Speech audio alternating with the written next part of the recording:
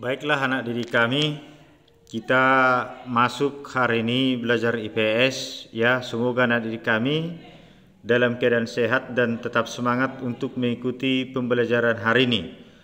Baik anak didik kami, minggu yang lalu kita sudah membahas karakteristik daripada negara Indonesia dan negara Brunei Darussalam ya. 10 negara anggota ASEAN itu akan kita bahas ya. Tiap-tiap negara tentu memiliki ciri ya ataupun karakteristik ya dan karena perbedaan ciri ataupun karakteristik inilah ya maka terjadi interaksi ataupun hubungan dari satu negara dengan negara lain. Indonesia tentu berbeda karakteristiknya dengan Brunei Darussalam, baik dari segi bentuk pemerintahan ya, kemudian penduduk, perekonomian, bentang alam, dan lain sebagainya. Kita umpamakan misalnya Brunei Darussalam seperti yang sudah kita ketahui berbeda dengan Indonesia. Kalau Indonesia itu adalah negara agraris, ya mayoritas penduduknya dari sektor pertanian, maka Brunei Darussalam itu adalah negara industri, ya penghasil minyak, ya sehingga dijuluki sebagai negara petrodolar. Ya, walaupun dari segi luas wilayah sangat sempit dan jumlah penduduknya tidak sampai 1 juta, itu hanya 0,4 juta, tapi pendapatan per kapita daripada negara ini sangat tinggi saat ini. Berbeda dengan Indonesia dengan jumlah penduduk terbesar di Asia Tenggara, ya sekitar 260 juta jumlah penduduk Indonesia. Sumber daya alamnya sangat kaya baik di darat maupun di laut. Tapi ya dari segi pendapatan per kapita kita masih jauh di bawah Brunei Darussalam. Ya bentuk pemerintahnya juga beda. Kalau kita republik, kalau Brunei Darussalam itu adalah kesultanan. Demikian juga dengan negara yang mau kita bahas di sini adalah negara Kamboja. Ya silakan nanti anak didik kami isi apa ibu kota negaranya ini, sengaja tidak Bapak buat. Ya kalau Indonesia kan udah tahu Jakarta. Ya, Brunei Darussalam itu juga sudah tahu Bandar Seri Begawan. Silakan nanti ini diisi. Letak geografis dan astronomisnya. Ya, secara geografis bahwa Kamboja itu di sebelah utara berbatasan dengan Thailand dan Laos, di sebelah timur berbatasan dengan Vietnam, dan di sebelah selatan berbatasan dengan Laut Cina Selatan dan Teluk Siam. Di sebelah barat berbatasan juga dengan Thailand.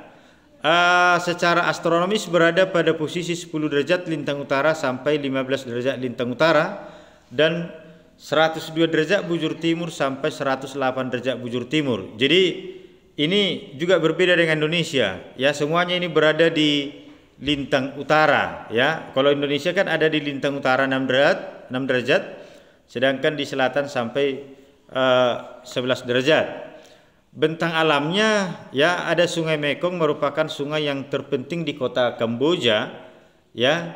Kemudian Tonle Sap ya merupakan objek wisata di Kamboja. Penduduknya adalah suku bangsa Khmer dan agamanya adalah Buddha. Beda dengan Brunei, beda dengan Indonesia. Kalau Indonesia kan mayoritas Islam, di Brunei juga mayoritas Islam.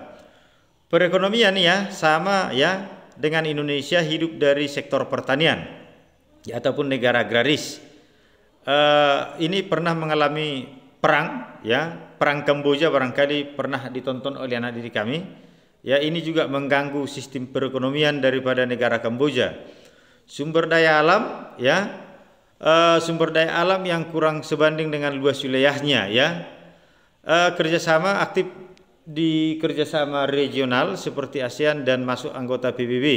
Bentuk pemerintahannya kalau Indonesia republik, tapi kalau Kamboja ini adalah komunis ya. Itu sedikit ya tentang karakteristik daripada negara Kamboja. Jadi tolong diingat ada perbedaan Kamboja dengan Indonesia, dengan Brunei dan bahkan dengan negara yang lain. Contohnya itu adalah bentuk pemerintahannya komunis, agamanya mayoritas Buddha. Baik, yang berikutnya adalah karakteristik negara Laos. Ya silakan nanti diisi ibu kotanya, apa ibu kota daripada negara Laos. Letak geografisnya di sebelah utara berbatasan dengan Tiongkok dan Vietnam, di sebelah selatan berbatasan dengan Kamboja, sebelah timur berbatasan dengan Vietnam, Dan di sebelah barat berbatasan dengan Thailand dan Burma.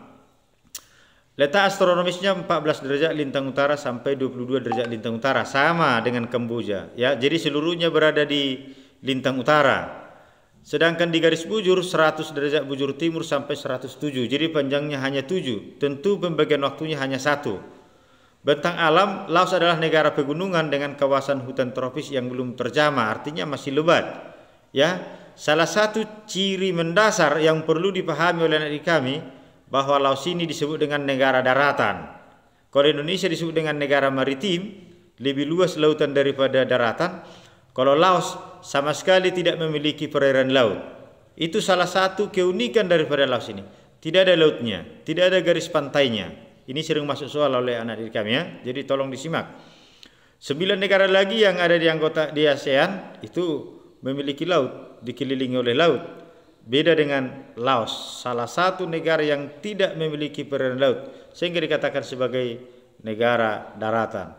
Penduduk ya etnisnya adalah Laosian. Agama adalah Buddha ya mayoritas, dan di sana masih ada kepercayaan animisme. Perekonomian sama dengan Indonesia, mayoritas hidup dari sektor pertanian, sehingga dikatakan negara agraris. Ya, pertaniannya ya di sepanjang Sungai Mekong ya, karena di sana lebih subur daripada daerah yang lainnya. Sumber daya alam ya hampir sama dengan negara-negara di Asia Tenggara, yaitu sektor pertanian. Kerjasamanya Laos banyak melakukan kerjasama yang berkaitan dengan kegiatan ekonomi seperti ekspor dan impor, dan aktif menjadi anggota ASEAN ya.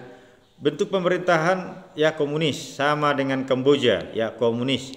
Baik, yang terakhir anak kami adalah negara yang paling dekat dengan kita, berbatasan di darat ya, khususnya di Kalimantan, yaitu negara Malaysia ya.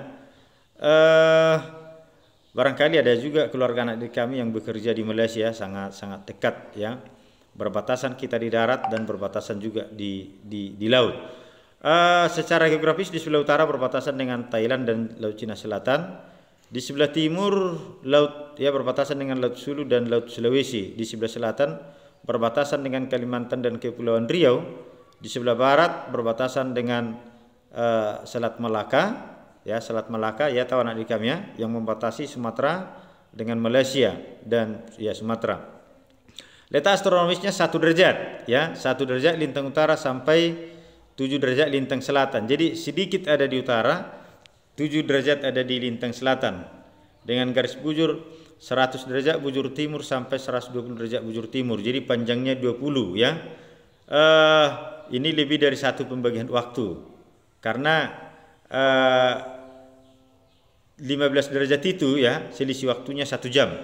Bentang alam terbagi 2 belahan ya, yaitu Malaysia Barat ya di Semenanjung Malaka dan Malaysia Timur di Kalimantan Utara. Penduduknya mayoritas Melayu, agamanya juga mayoritas Islam. Perekonomian mayoritas dari sektor pertanian, sama dengan Indonesia. Ya, sumber daya alam ini penghasil karet terbesar di dunia ya. Sebanyak 40% kebutuhan karet disuplai dihasilkan dari Malaysia, dan juga penghasil kelapa sawit. Kerjasama aktif ya di beberapa negara anggota seperti ASEAN. Malaysia salah satu negara pendiri ASEAN di samping Indonesia ya, ada 5 ya anak didik kami pendiri negara ASEAN: Malaysia, Indonesia, Thailand, Filipina dan Singapura. Bentuk pemerintahannya adalah monarki konstitusional, dan ini pernah menjadi jajahan daripada Inggris. Baik anak didik kami, itu penjelasan singkat anak didik kami, untuk anak didik kami, mudah-mudahan bisa dipahami. Terima kasih.